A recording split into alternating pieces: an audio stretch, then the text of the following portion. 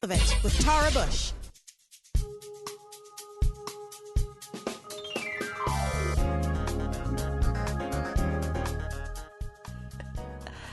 Hello and welcome to For the Health of It. I'm so excited about this show this evening. It's we're talking to Dr. Shirley, and it's the first show on For the Health of It about pregnancy. We'll be right back after these messages.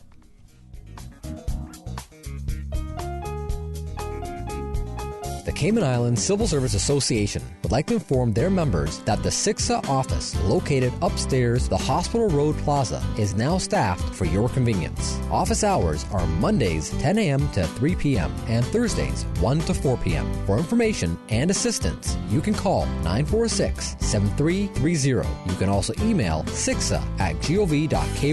That's CICSA@gov.ky. CICSA, working hard to promote and protect the interests and welfare of its members.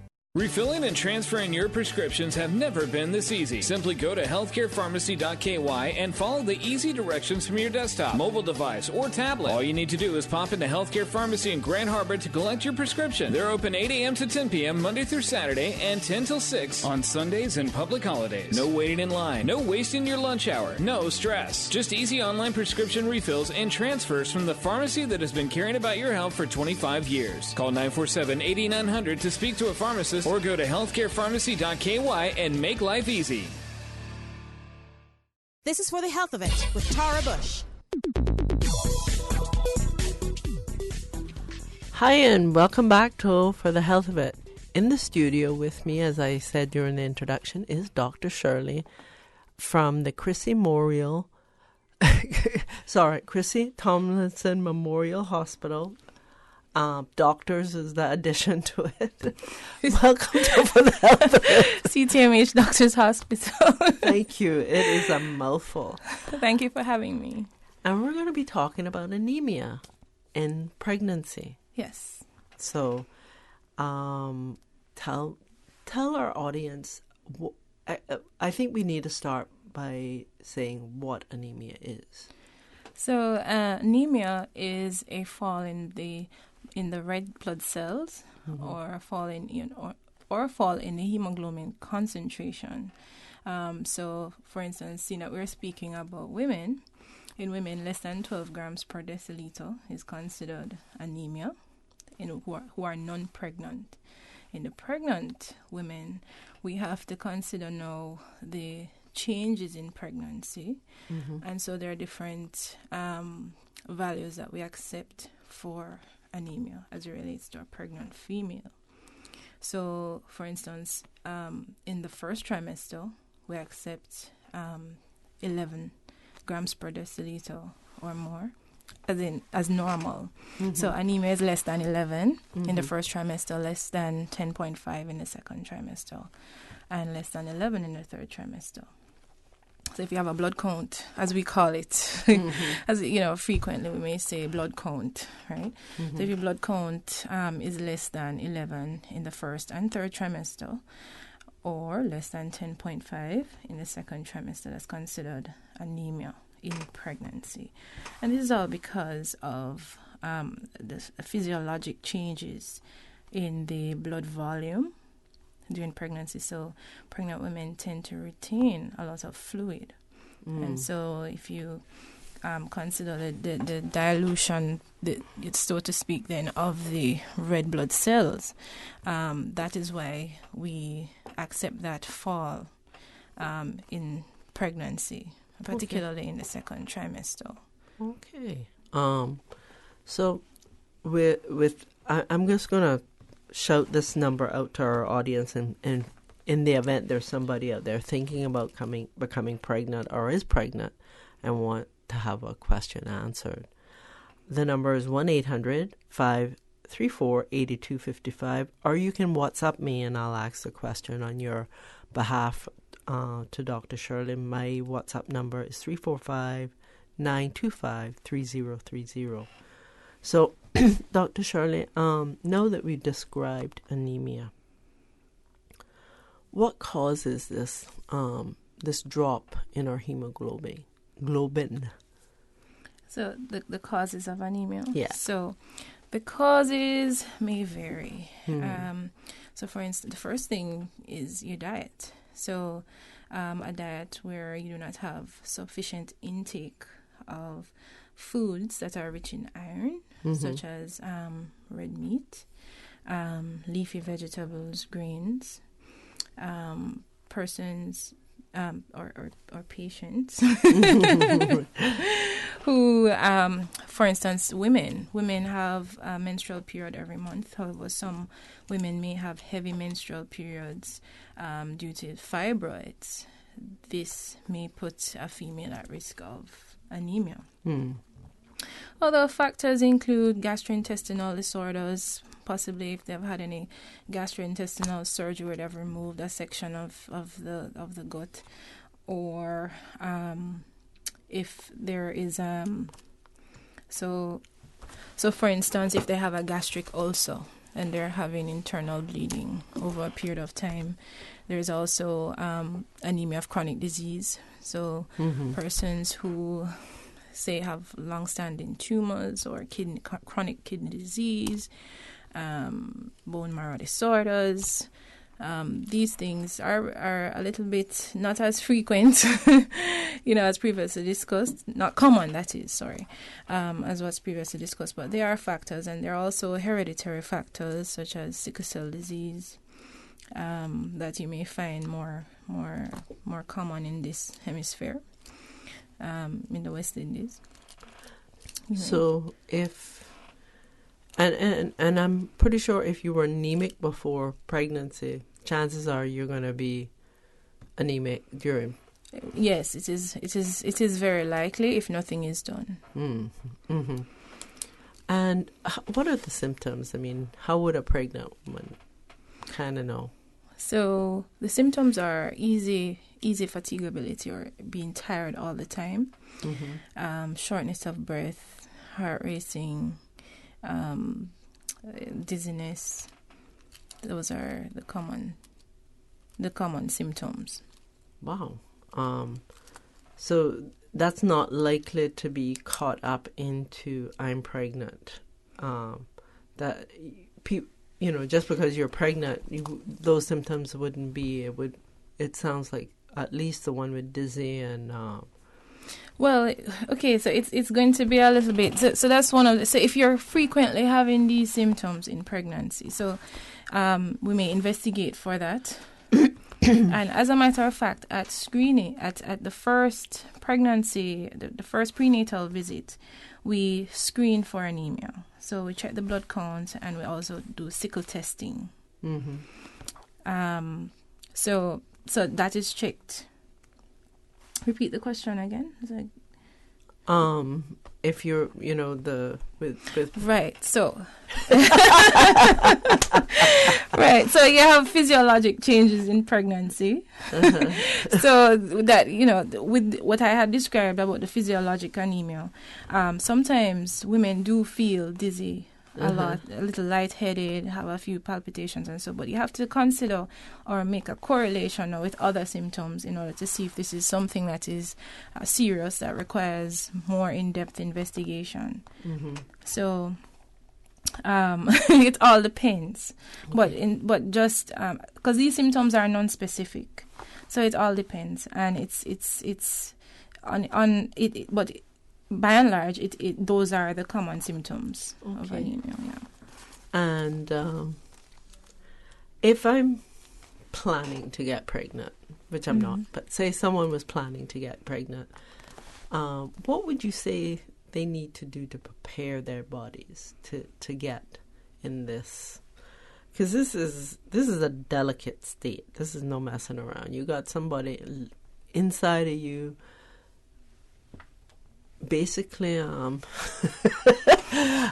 sucking the lifeblood out of you.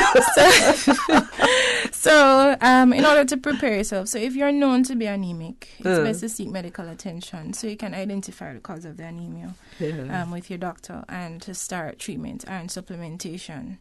Ideally, in any patient who's about to get pregnant, it is recommended that they start taking prenatal vitamins up to 3 months prior, as well as folate supplementation to create the right environment for fetal development.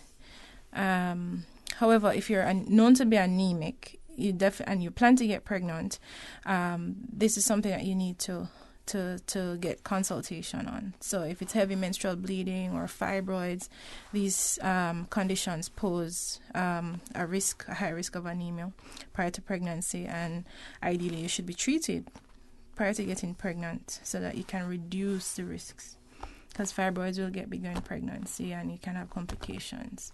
So again, that's what you do prenatally. And as I had mentioned, at booking, which is the first prenatal visit, we check your blood count, we screen for sickle cell disease. During the pregnancy, we do recommend that you continue the prenatal vitamins. If you're found to have a low blood count, when I say HB, I meant your hemoglobin concentration. That is if you... and if you're found to have a low blood count, we give you iron supplementation in addition to the prenatal vitamins, the multivitamins. There's a woman who has sickle cell. Is she harder to get pregnant? And how does this affect her in terms of anemia? Well, you see, sickle cell disease are very complex, very detailed. You have to have a very the approach to it is a lot more detailed. I'm sure in pregnancy. So they may have difficulty. However, what we have to pay attention to when they do get pregnant is what is their steady state. So, for instance, they're a little bit different from the patient who may have anemia due to iron deficiency.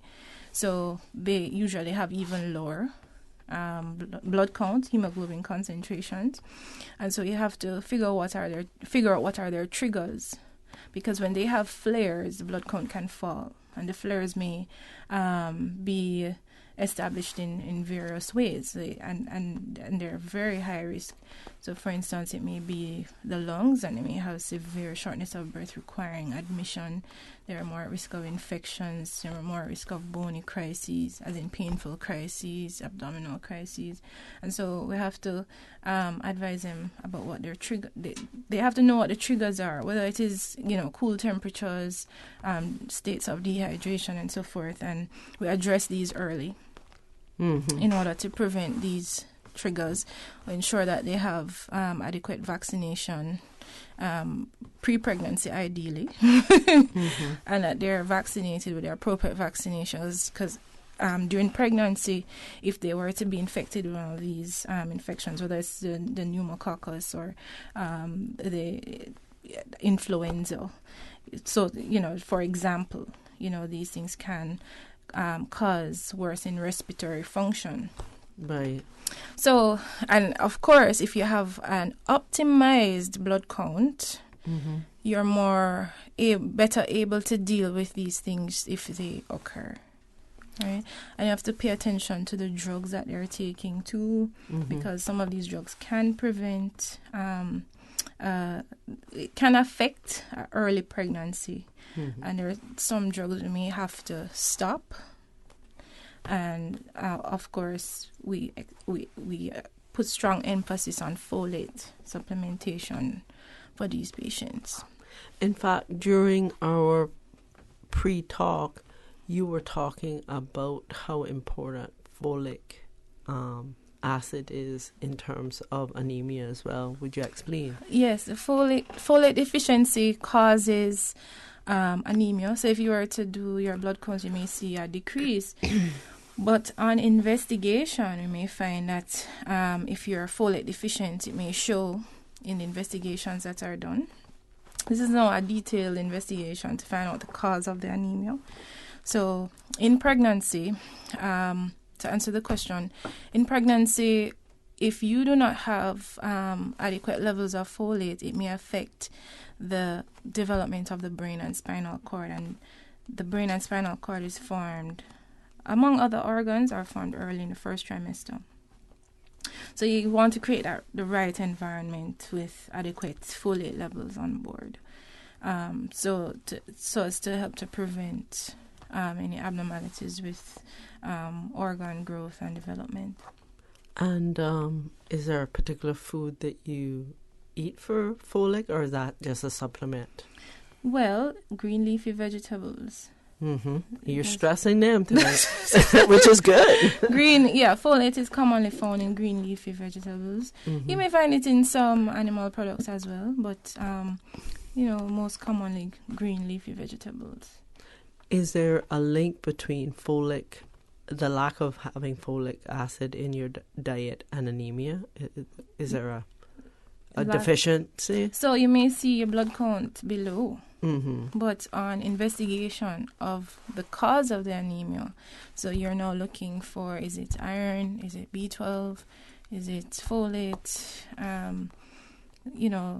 what is the cause? So we also look at the blood film to see the shape and morphology of the red blood cells, which could indicate whether folate and B12 or whether it is iron deficiency. We have various indicators. Also should pass stool. Is it parasites, or that is worms? Look for eggs and cystine. Those things cause iron deficiencies. It's a whole part of what I call the anemia screen. Wow. So, well, we're talking to Dr. Shirley, and if you have a question for her, the number to call is 1-800-534-8255. That's 1-800-534-8255. Or if you want to WhatsApp me on 925-3030 and ask the question, I'll give it to Dr. Shirley and she can answer it on air. So we talked a bit about the symptoms, which about being pregnant. No, about anemia. The lack of if you were anemic, what it would look like. So,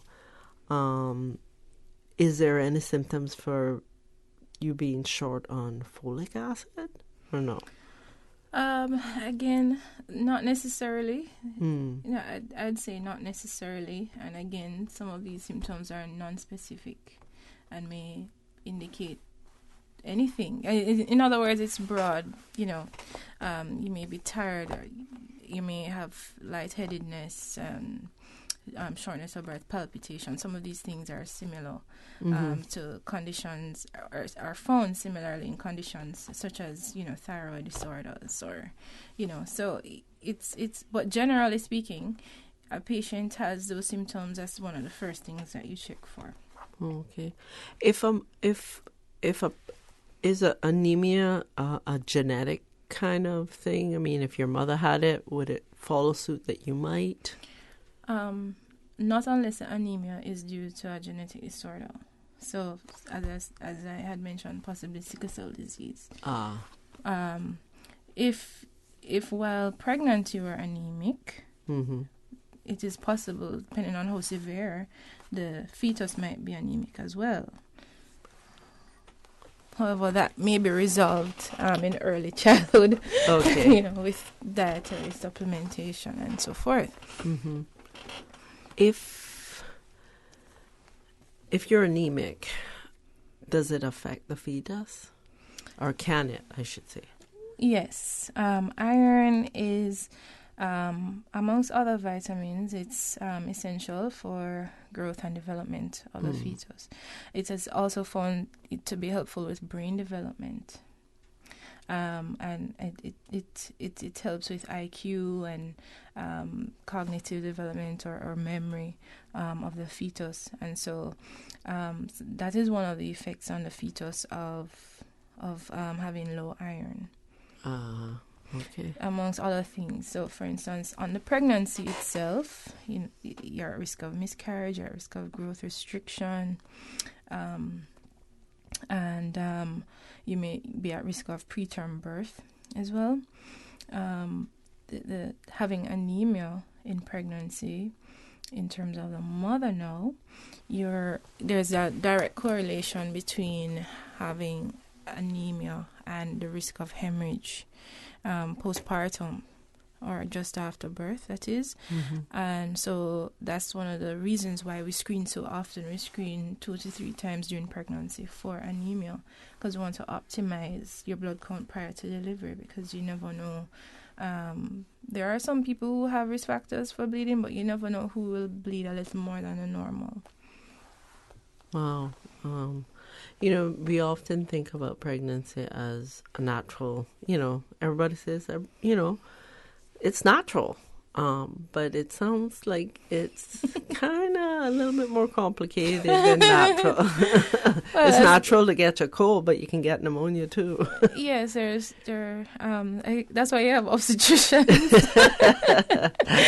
The obstetrician to be there to guide you through it and to identify what are your risk factors for anemia, amongst other things. Right. And anemia is just one of the things. So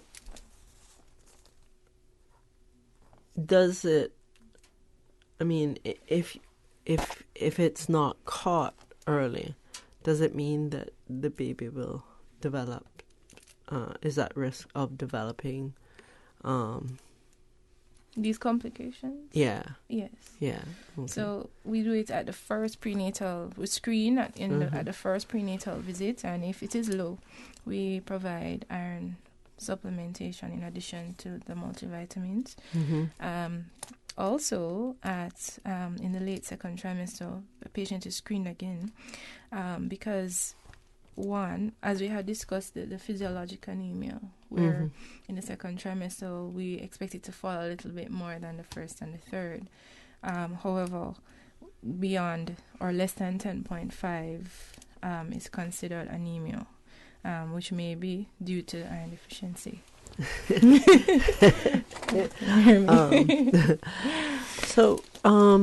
Well, we kind of covered a lot about anemia in pregnancy. What are some other things that women should know about being pregnant? Okay. So let's start there again. A balanced diet. Yeah. Always keep yourself well hydrated. Because when you get dehydrated, that's when you can also feel faint. And have palpitations. And, if you need to sit down and rest, that's very important to get adequate sleep. There are certain things in your diet you should pay attention to. So, for instance, or things that you need to avoid include undercooked meat. So you're going to avoid that because there may be bacteria in this undercooked meat which may infect the baby and affect growth and development. Also, unpasteurized dairy products should be avoided. Large fish, so very large fish. You're talking whales? No, not that big. So, for instance, persons who, even shark, dolphin, those even salmon. Not that you need to avoid them totally, but they may be high in mercury. So it's recommended no more than 2 6-ounce portions per week or so. For those who really like those types of fish. Right. And as well as omega-3 fatty acids are good. You may actually find that on the shelf, just the pure omega-3 fatty acids with no additives. Those are good for brain development as well. And you'll also find it in some of those large fish, but you just have to be careful how much you eat because of the mercury content. And with being pregnant, I recently heard this term, anything over, is it 35, you're in, it was called geriatric pregnancy, but I thought that was a little harsh. No, it's not. It's called advanced maternal age. Oh, okay. Which is, you're old.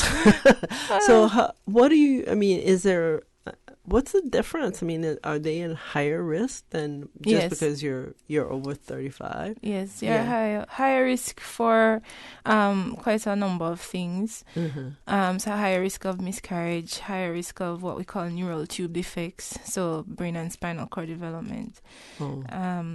A higher risk of hypertension in pregnancy, higher risk of gestational diabetes, higher risk of, at the time of labor, dysfunctional labor.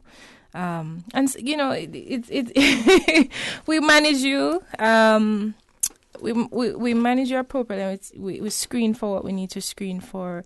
Every visit, we're screening for your weight gain. We're screening for hypertensive disorders in pregnancy.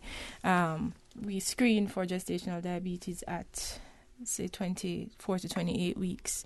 So, and when these situations come up, so not to worry, not to create any anxiety where this is concerned, but I would not recommend that someone who is advanced maternal age worry too much, because that's why you are seeing your obstetrician, so that when these things occur, they can be identified early and treated.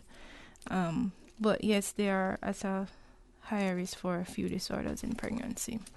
Okay. Is it true that when you're pregnant, you can't drink coffee? Again, so, in pregnancy, it's ideal for you to be well hydrated. So things like caffeine, things like alcohol, those things may affect your hydration status. And so it's best, and in some people it can cause palpitations and can increase the fetal heart rate as well. So I would say limit it as much as possible.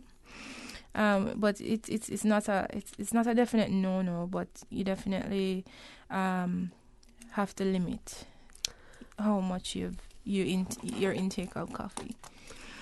One thing that always amazes me is how, even though I might sound like I made some fun of being pregnant, women really do glow during that time. Is there a specific reason for it? Glow, so like their skin looks more radiant. They just look like more radiant. Yeah. You put on a little bit more weight, so your face looks a little bit more full, so to speak. Well, I mean, there's an increase in vasculature of the skin everywhere, in all your body. There's increased blood vessel, increased blood flow. So your skin will appear more radiant. It's also hormonal factors too, high estrogen levels, high progesterone levels. Okay. Some people do have darkening of the skin as well. This is all hormonal related. So we have 30 seconds left. So you want to tell people what they can do and how they can reach you if they're thinking about getting pregnant, or if they're pregnant. Just quick advice.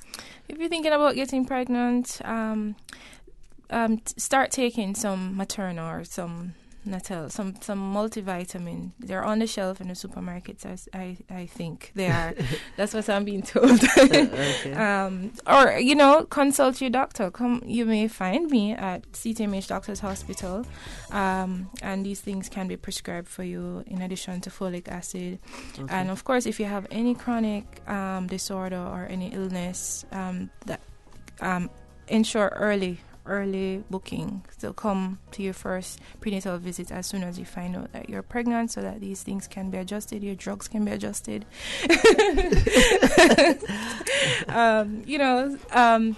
Early intervention is key if there are any issues, and treat your fibroids before getting pregnant. All right. Well, thank you so much, Dr. Shirley, for being on For the Health of It, and you're welcome to come back anytime. We are moving you to the life you want.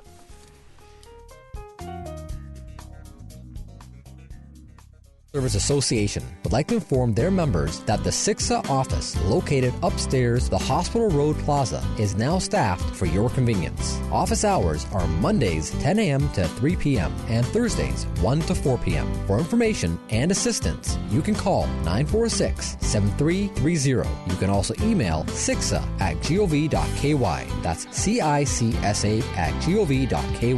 SICSA, working hard to promote and protect the interests and welfare of its members.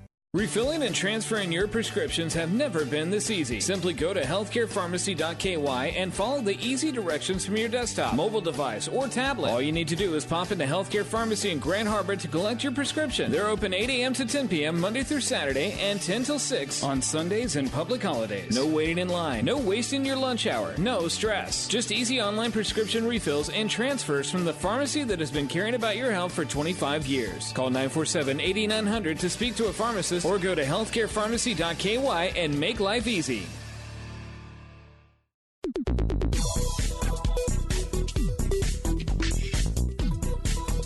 From district to district, moving through the waters to Cayman Brac and Little Cayman. Your station, your voice. All things Cayman. One radio, many people. This is home. Radio Cayman in the Cayman Islands.